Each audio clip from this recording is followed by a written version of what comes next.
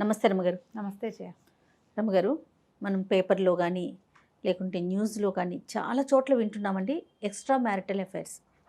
వీటి వల్ల సంసారాలను పాడు చేసుకుంటున్నారు, తమకు తాము జీవితాన్ని కోల్పోతున్నారు, తమ పార్ట్నర్ని చంపటానికి కానీ కడుపును పుట్టిన బిడ్డలను కూడా చంపేస్తున్నారండి.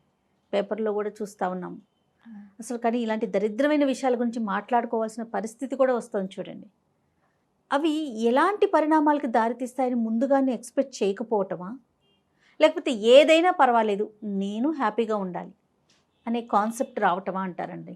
రెండు జయ, రెండూను. రెండు రేపేమవుతుందో అన్న ఊహ అసలు చెయ్యరు.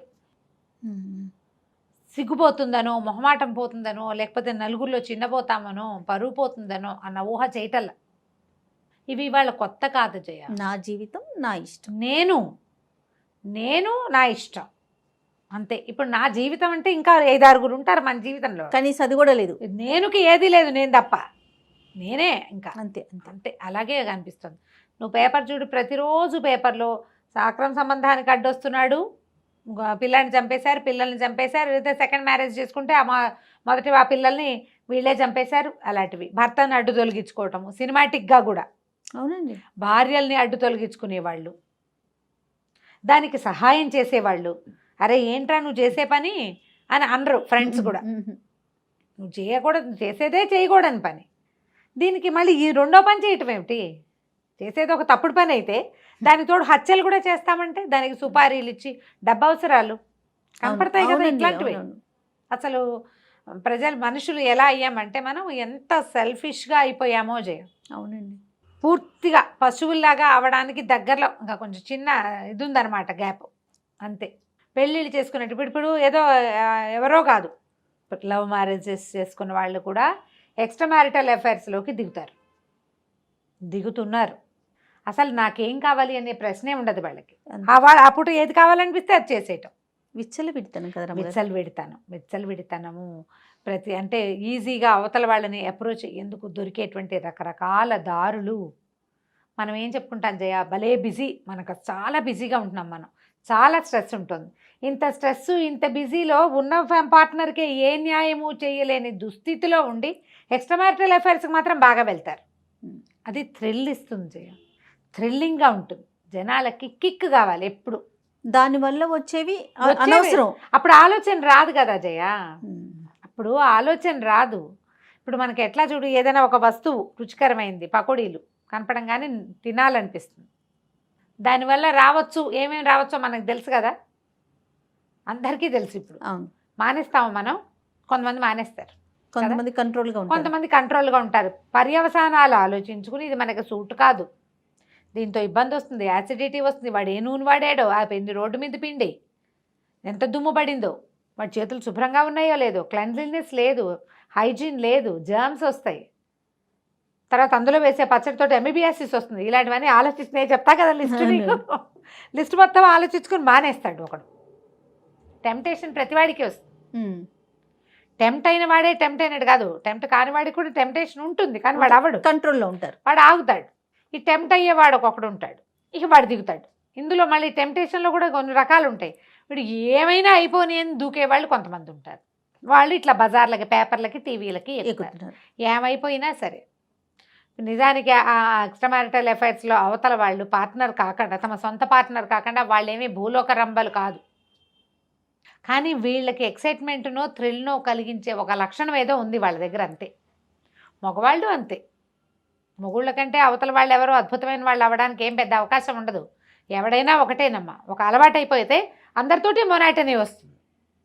ఇప్పుడు ఈ ప్రాబ్లమ్స్ అన్నీ ఏంటంటే ఒకళ్ళతో ఒకళ్ళకి పడక కొన్ని చోట్ల ఎక్స్ట్రా ఎఫైర్స్ వస్తాయి. అవును, పడినా మొనాటనస్గా ఉండి జీవితం ఆసక్తికరంగా లేక వస్తాయి. థ్రిల్ని కోరుకునేవాళ్ళు. ఇంకొంతమంది ఏంటంటే ఒకదానికే కట్టుబడి ఉండాలన్న మనస్తత్వం లేని వాళ్ళు, తుమ్మిదల్లాగా అన్నిటి మీద వాలి అన్ని రసాలు రుచి చూడాల్సిందేననే ధోరణి ఉన్నవాళ్ళు. వీళ్ళందరితోటి ఏంటంటే సమాజం సర్వనాశనం అయిపోతుంది. వాళ్ళ జీవితంతో పాటుగా వాళ్ళ విలువ మర్యాద ఏం, నీకు బయటపడనన్నాళ్ళు నువ్వు ఏ ఏడుపైనా ఏడుస్తావు. వన్స్ బయటకు వచ్చేసరికల్లా మీ పిల్లల్లో లేదా వాళ్ళ కజిన్స్ పిల్లల్లో కొంతమంది ఆయన చేయలే, మేము చేస్తే తప్ప అని దిగుతాయి కొంది. అవునవును. మనుషుల మీద నమ్మకాన్ని పోగొట్టుకుంటాయి ఇంకొన్ని పెళ్ళొద్దనుకుంటారు. అవును, పెళ్లి చేసుకుంటే వాళ్ళు కూడా ఇలాంటివే చేస్తారండి. అని ఒకళ్ళకి కట్టుబడి ఉండటం అనేది నిజానికి అంత అవసరమా కాదా అనేది ఆలోచించేవాళ్ళు ఇంకొంతమంది. ఎందుకు పెళ్ళి హాయిగా ఉంటాం, అందుకని ఇంకొంతమంది ఏమంటారంటే కలిసి ఉంటాం పెళ్లి చేసుకోం. పెళ్ళి అంటే బాధ్యత, పెళ్ళి అంటే బరువు, పెళ్ళి అంటే అది. కలిసి ఉంటే మాత్రం ఒడంబడికగా ఉండాలిగా ఒకళ్ళకొకళ్ళు. అవును. చాలా రోజుల క్రితం మన మాలతి చంద్రు గారిది ఆలోచించని ఒక నావెల్ ఉంది. భార్యాభర్త ఇద్దరు వీళ్ళు కొన్ని ప్రత్యేక పరిస్థితుల్లో అలా కలుసుకుంటారు. వాళ్ళ ఇంటికి వస్తాడు అతను ఏదో సందర్భంలో. క్రమంగా వాళ్ళిద్దరి మధ్య బంధం బలపడుతుంది, పెళ్లి చేసుకుంటారు. అమ్మ నాన్న ఒప్పుకునే పెళ్లి చేసుకున్నాక అతను కొంచెం సంపాదన మీద ఆసక్తి పెరుగుతుంది, బాగా వ్యాపారం చేస్తాడు. ఈవిడ పిల్లల్ని చూసుకుంటుంది, ఇద్దరు పిల్లలు. పిల్ల పెళ్ళి కూడా అయిపోతుంది. ఆ సమయానికి ఇతనికి ఆఫీస్లో ఉండే పర్సనల్ అసిస్టెంట్ తోటి సంబంధం ఏర్పడుతుంది. పెద్దవాళ్ళు వీళ్ళు, యంగ్స్టర్స్ అని చెప్పట్లేదు, నడి వయసు వచ్చాకే. ఆ అమ్మాయి కాస్త ప్రెగ్నెంట్ అవుతుంది.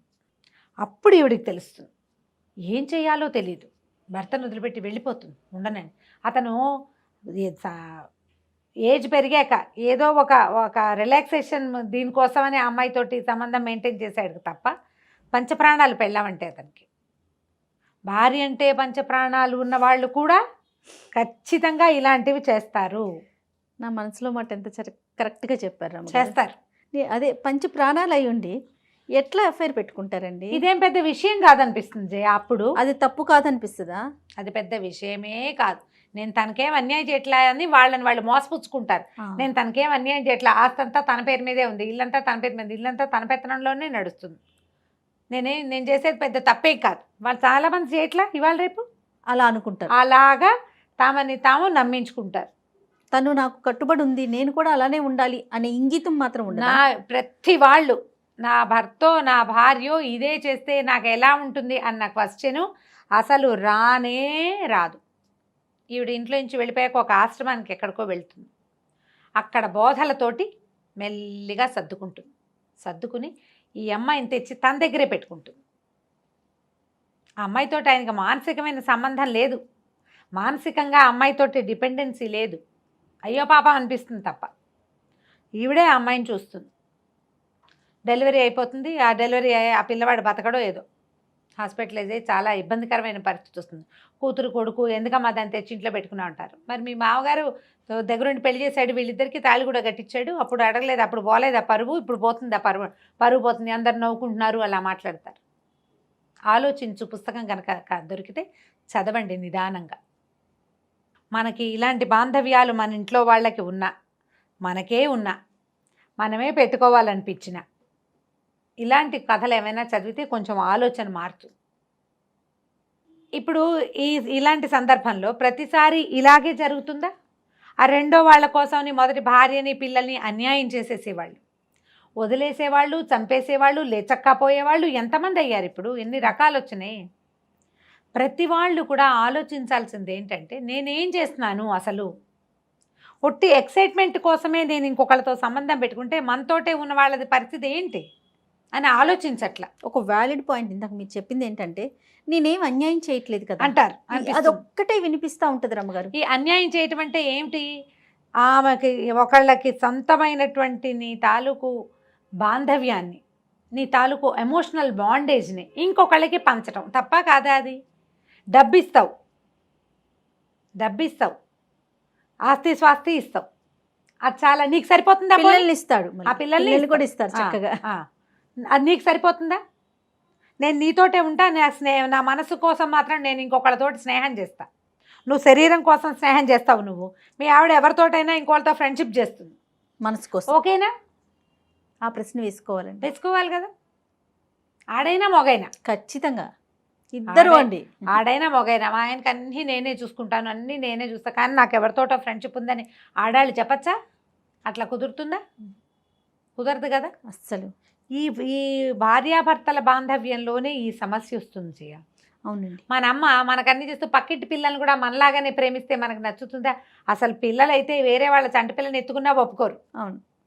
ఈ పొసెసివ్నెస్ ఉంటుంది కదా జయ, ఉంటుందిగా.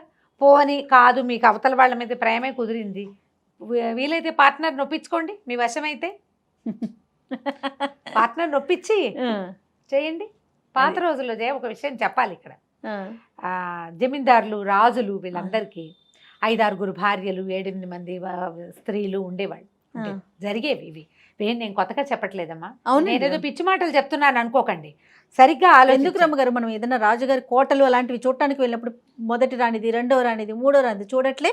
అక్కడి నుంచి జమీందారుల కాలం వచ్చాక కూడా 2 భార్యలు 3 భార్యలు ఉండటం ఉండేది. లేదా జమీందార్ గారు ఉంటే ఎవరైనా ఇంకొక ఆవిడ ఉండేది ఆయనకి. ఆవిడ వీళ్ళ ఇంటికి రావటము, వీళ్ళ పిల్లల్ని ఆవిడ ఎత్తుకోవటము అవి కూడా ఉండేవి న్యాచురల్గా. భార్యలు ఒప్పుకునేవాళ్ళు.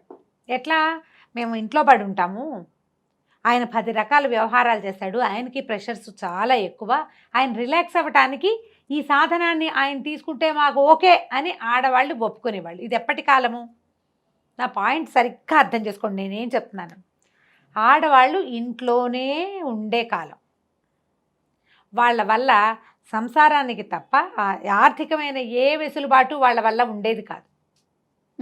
వాళ్ళు ఇల్లు వాకిలి చూసుకుని వాళ్ళు మగవాళ్ళకి కావాల్సిన అన్ని రకాల సరదాలని వాళ్ళు తీర్చగలిగే వాళ్ళు కూడా కాదు. అప్పట్లో ఉండే కట్టుబాట్లు, ఆ పద్ధతులు, ఆ చదువులు, ఆ తెలివితేటలు అంతే ఉండేవి.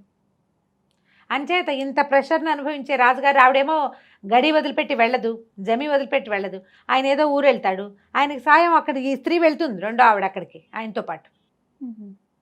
రాత్రిపూట ఆయనకి వీణ వాయించడానికి, సంగీతం పాడడానికి, ఆయనతో స్పెండ్ చేయడానికి, ఆయన రిలాక్స్ చేయడానికి స్త్రీలు ఉంటే ఒప్పుకునేవాళ్ళు. వీళ్ళు గొడవలు ఉండేవి కాదు, దానికోసం ఈ చంపేయటాలు చచ్చిపోవటాలు కూడా ఉండేవి కాదు ఆ రోజుల్లో. ఆ రోజులంటే నేను 100 ఏళ్ల క్రితం చెప్పట్లేదు, 70 ఏళ్ల క్రితం సంగతి కూడా చెప్తున్నా జయ. 70 ఏళ్ల క్రితం సంగతే చెప్తున్నా నేను. 500-600 సంవత్సరాల క్రితం కాదమ్మా. ఆ 70 ఏళ్లలో మనం ఎంత నడిచాం. ప్రతి అమ్మాయి తన భర్తతో సమానంగా చదువుతోంది, సమానంగా కష్టపడుతోంది, సమానంగా పనిచేస్తోంది. ఇంకా ఎక్కువ చదువుకున్న వాళ్ళు కూడా ఉంటున్నారు.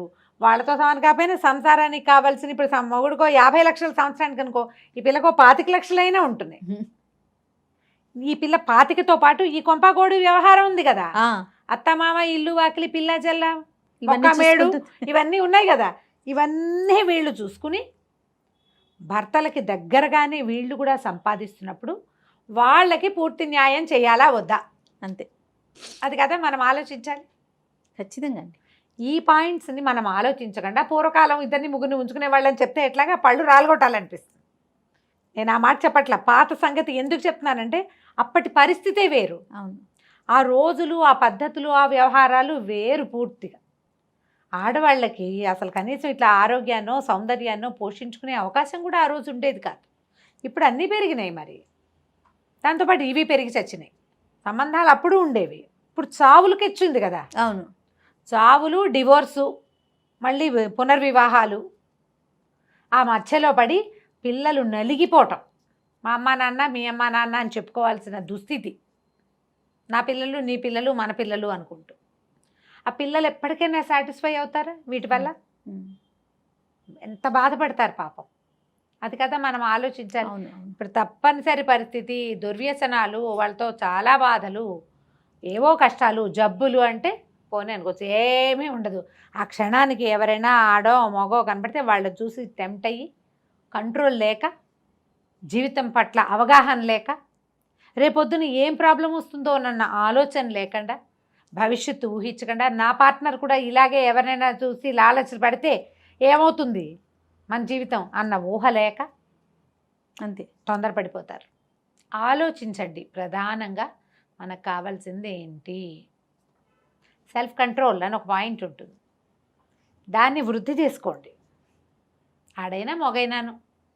ఆడవాళ్ళు నేను ఇంకో మంచి మంచి విషయాలు కొన్ని చెప్తా, మంచి అనకూడదు దీన్ని, ఇంట్రెస్టింగ్ విషయాలు అనమాట. ఇలా జరుగుతుందా అని. మొగుళ్ళతో అన్నీ చక్కగా శుభ్రంగా బాగానే ఉంటారు, ఎవరితోటో ఫోన్లో చాట్ చేస్తూ ఉంటారు. వాళ్ళు ఎవరో కూడా వీళ్ళకి తెలియదు. తెలిసిన వాళ్ళతో చాట్ చేసే వాళ్ళు ఉన్నారు. అసలు ఎన్ని రకాల మాటలు మాట్లాడతారో వాళ్ళు. ఇది తప్పేనమ్మా. నేనేమి శారీరకంగా సంబంధం పెట్టుకోవట్లేదు కదా, నేను వాళ్ళ ఇంటికి వెళ్ళట్లేదు కదా, అలాంటి పిచ్చివాగుళ్ళు వాక్కండి. మీరు ఈ చేసే దాన్ని కూడా వ్యభిచారం అనే అనాలి, పాడు మాట అనాలి. అదే ఎక్సైట్మెంట్ కోసం చేసేవే జయ ఇవి మిమ్మల్ని ఎంత ఇబ్బంది పెడతాయంటే ఒక దశలో సజావుగా ఎవరికి తెలియకుండా నడిచిన నాళ్ళు నడిచిపోతుంది. ఎన్ని రోజులు సాగుతుంది రమ్మగారు? అనుక్షణం భయమేగా, ఎప్పుడు భయమే. ఆ భయం వల్ల వచ్చే ఎక్సైట్మెంట్, ఆ ఎక్సైట్మెంట్ కోసమే చేస్తారు జయ, ఆ ఎక్సైట్మెంట్ కోసమే చేస్తారు. ఈ ఎక్సైట్మెంట్ మీ పార్ట్నర్ మనసులో ఎప్పటికీ మిమ్మల్ని చెడుగానే ఉంచుతుంది. ఉంచుతుంది. మీ పిల్లల దృష్టిలో మీరు ఎప్పుడూ చెడిపోయిన వాళ్ళుగానే ఉంటారు. ఇవాళ రేపు అందరూ చేస్తున్నారు లాంటివి చెప్పకండి. అందరిలో మీరెందుకు ఉండాలి? ఎందుకు ఉండాలి? ఇవి కూడా ఇవాళ రేపు చాలా పెరుగుతున్నాయి కేసులు వస్తాయి, వింటుంటా కదా. అవునవును. నువ్వు ఎంతసేపు అంటావు మీకు ఎందుకు, ఇప్పుడు ఎర్లీ ఏజ్లో మొహం మీద గీతలు వస్తున్నాయని విని విని వస్తున్నాయి. మరి ఇలా కూడా ఇంత అన్యాయంగా ఉన్నారా రమ్మగారు? ఇది ఒక అన్యాయమా? ఇంకా భయంకర అన్యాయాలు ఉన్నాయి బోల్డ్ అని. ఎటువంటి అంటే దానివల్ల ఎటువంటి ఉపయోగం లేదు, పైసాకి లేదు. పైసాకి లేదు, కానీ అయినా- టైంని వేస్ట్ చేసుకోవటం మీరు అన్నీ అన్నట్టు waste ఎక్సైట్మెంట్ ఏమో బహుశా. ఎక్సైట్మెంట్ తోటే వస్తాయి ఇవి. రేపొద్దున మన దయచేసి పిల్లలు అదే చేస్తారు కదా. చేస్తారు. అసలు రేపు అనే ఆలోచనే లేదేమో బహుశా. రేపు కాదు, ఇది తెలిస్తే అన్న ఆలోచనే చెయ్యరు. ప్రధానమైనది ఏంటంటే ఎవరికైనా తెలియక్కర్లా, మీకు మీకు తెలుసు కదా. ఎస్, ఒకసారి నేను కరెక్టేనా అని ఆలోచించుకోండి. నువ్వు రాంగు రాంగు అని వస్తుంది, పోనీ నాలా ఇలాంటిదే మన పార్ట్నర్ కూడా చేస్తే అని పెట్టుకోండి రెండో క్వశ్చన్. ఈ 2 క్వశ్చన్లు ఉంటే ఆటోమేటిక్గా సెట్ అయిపోతుంది. ప్రశ్నించుకోవాలి. మళ్ళీ ఈ ప్రశ్న ఊరికే నేను చెప్పినట్టు నాలుకతోటి కాదు, మనసుతో. లోపల నుంచి గుండెల్లో నుంచి రావాలి ఆ ప్రశ్న. ఇదే ఊహ, ఇదే పని నా పెళ్ళామో నా మొగుడో చేస్తే నాకు ఓకేనా, నాకు ఓకే అని వచ్చింది అనుకోండి మీ ఆన్సర్, పర్వాలే వాళ్ళు కూడా. ఇక మీకు పెళ్ళెందుకు, సంసారం ఎందుకు, కుటుంబం ఎందుకు, లెచ్చకపోతే సరిపోతుంది. ఎవరి దారిన వాళ్ళు అంతే, సెపరేట్ అయిపోయి ఎవరి దారిన వాళ్ళు వాళ్ళకి నచ్చింది వాళ్ళు చేసుకోవచ్చు. అలా చేసినా నయంగానే ఉంటుంది ఎంతో కొంత. ఈ కలిసుండి మీతో పాటు ఒక సంసారాన్ని వృద్ధి పొందించి ఇలాంటి వ్యవహారాల్లోకి దయచేసి దిగదు.